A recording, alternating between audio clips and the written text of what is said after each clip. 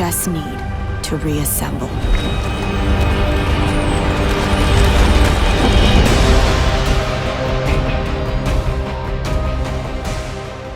What's going on, guys? RBG here, hitting you up with an update on the somewhat aforementioned Avengers Project and a discussion on the latest footage we got of Marvel Ultimate Alliance 3 at this year's Nintendo Direct. It's going to be a pretty interesting year for Marvel, with certain promises being made by some of the developers working on each project, so I'm going to do my best to inform you on what's going on. But before we do that, I want to remind you that this video is sponsored by Kooky Gamer. Since you guys have supported this channel, I have linked up with Kooky Gamer to give you their free gaming mouse. It features a high FPS rate, 7 different switches such as the back and forward buttons, an adjustable DPI, micro switches backed with LED lights, and much more. To top things off, we're also throwing in the brand new Super Bass earbuds, which you can order in either black or white. The shipping and handling averages around $5 depending on your location. The link will be in the description box below, so make sure you jump on it while the offer still lasts. But anyways, news for the Avengers Project has undoubtedly been scarce. There's hardly anything to talk about, and when there is, there's not much to go off of. We haven't had any new videos since the reveal trailer where we were promised more information in 2018, and those promises weren't met at all. Like, we didn't get any new trailers or info on what the game entails, no nothing. So rightfully so, fans began wondering if the Avengers Project had been shelved, because it's being published by Square Enix, a company that has a dubious track record when it comes to releasing games late or just flat out canceling them. And I was a bit apprehensive about it, but was still somewhat optimistic that information would eventually start surfacing, because the game was being developed by an internal team who's usually for the most part pretty consistent. But there just wasn't enough information to keep us interested. It's like everything that came out that was Marvel related, we were hoping it was the Avengers Project. The trailer looked really ambitious, and the promise of introducing us to this universe where we can play in for years just sounded exciting. Now, despite the lack of updates, we were still getting rumblings going on behind the scenes from the developer Crystal Dynamics. Supposedly some serious changes are going on, and the employees at Crystal were moving over into a much bigger studio, like a studio with soundproof audio rooms, a motion capture stage, and many more things. And they recently had an expansion where they were hiring new employees for their other studio, Crystal Northwest. When I initially heard about all these changes, it gave me hope that we would potentially be getting a game that's bigger than what we thought. We had already heard that Crystal was bringing in devs who have already worked on big name projects like Uncharted Lost Legacy and Dead Space. So it seems like they were working on the ultimate AAA experience. But that's all we knew. And it seems like there wasn't enough time to give us an update on the Avengers Project, because Square Enix had already had their hands full with titles like Kingdom Hearts 3, which had a pretty big ad campaign, especially during last year's E3 press conference, where we expected to see another trailer for the Avengers Project. And Marvel Entertainment was already promoting Spider-Man PS4 with Sony. So those who were expecting to see a trailer were pretty disappointed. Like, E3 would have been the perfect time to give us something regarding the game.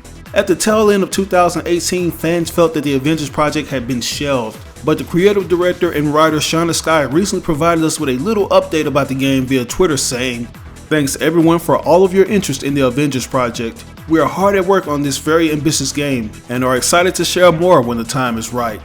Getting this update just gives us more incentive to believe that the game is still in development, and Square Enix probably has a basic script for the story in place. The trailer we got alludes to a dark advent that happens with the Marvel team with the tagline "Reassemble."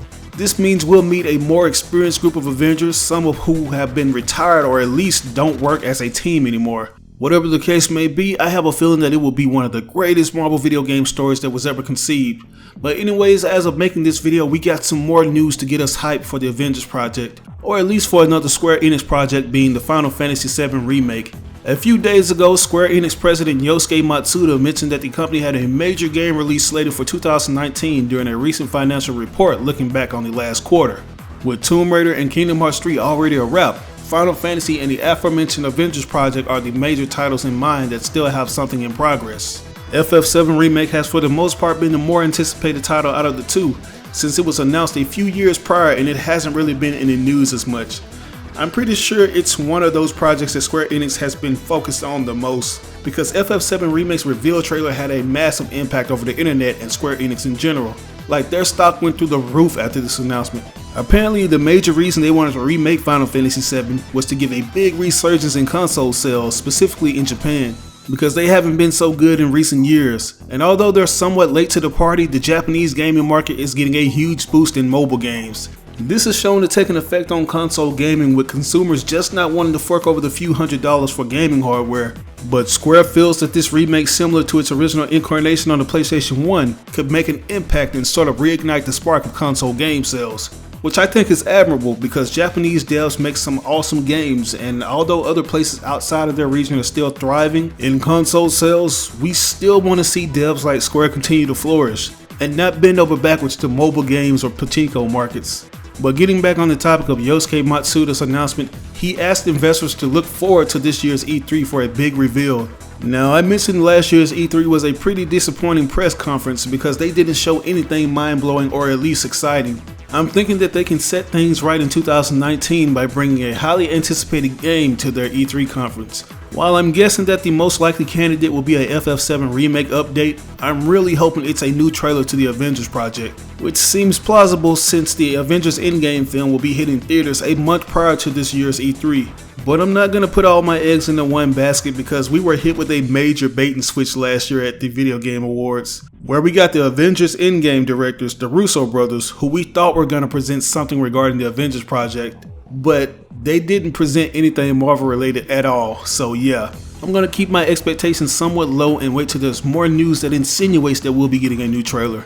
But moving on, I want to talk about the latest trailer for Marvel Ultimate Alliance 3 we got at this year's Nintendo Direct, because we've got more details regarding some of the newer features and we have more confirmed characters. But moving on, I want to talk about the latest trailer for Marvel Ultimate Alliance 3 we got at this year's Nintendo Direct, because we've got more details regarding some of the newer features and we have more confirmed characters. Now, I just gotta say that after seeing some of the new gameplay, I'm really motivated to purchase a Switch just to play this title. Like, I'm really excited to see what the developers at Team Ninja have done, because I know they're gonna add an extra pinch of style when it comes to the beat 'em up elements. They did a great job co-developing some of the Musou games like Hyrule Warriors and Fire Emblem Warriors, which got great receptions. And judging by some of the footage we've gotten so far, the biggest highlight I can give Ultimate Alliance 3 is how flashy the moves look. Everything has that flashy anime-ish style that we're so accustomed to with the Team Ninja games. And the actual art direction has really grown on me. Like, it looks really good with the cell shading, which has pretty much always been a staple with the Ultimate Alliance and X-Men Legends games. I think Ultimate Alliance 2 is the only one that didn't have that style, I could be mistaken, and the lack of RPG elements was something that somewhat ruined my experience with the UA2. And that's something that I really hope they hammer home with on this new game, because having those RPG aspects shows that every Avenger or Marvel character in general is important and motivates you to play with all of them.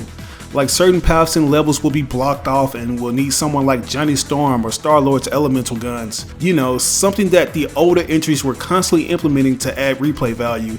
But some of the things that have me relatively enthused is how the game seems to be shying away from that dungeon crawler perspective that's been a thing since the Legends games. I know the biggest complaint has been the overhead camera angles that make the characters look unrecognizable during chaotic moments.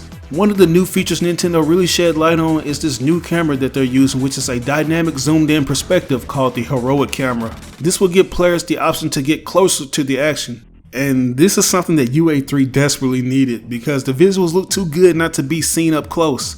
It looks like it's gonna have some pretty good perspectives depending on the scale of your attacks and the size of enemies on screen, so I'm really digging that. And I'm interested in seeing how smooth the camera transitions to characters you switch to who aren't in the same space as the current one you're controlling. That's something I hope will look decent because the environments look pretty sizable, and the new 4-player TV mode gives us an idea of how spacious each level will be. Also, I think the local 4-player TV mode will mainly be used when you and all your friends have all undocked switches, which is a good selling point.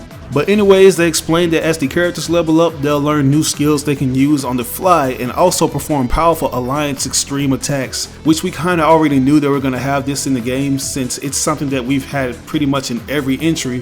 What I'll say is that the ultimate team up attacks look really good, and some of the effects look like they changed based on some of the characters you pair up with. Like, you see Wolverine and Drax deal out some major damage with this slasher attack on a Sentinel. And there's another scene where Storm is using a whirlwind attack on a horde of enemies, and Star-Lord shoots a fire blast at it, causing it to become a flaming whirlwind. They look really good. Since this game's roster of characters are heavily inspired by the MCU, I'm hoping we get some callbacks from some of the movies, like a Rocket and Winter Soldier team attack from Avengers Infinity War. That would be so dope.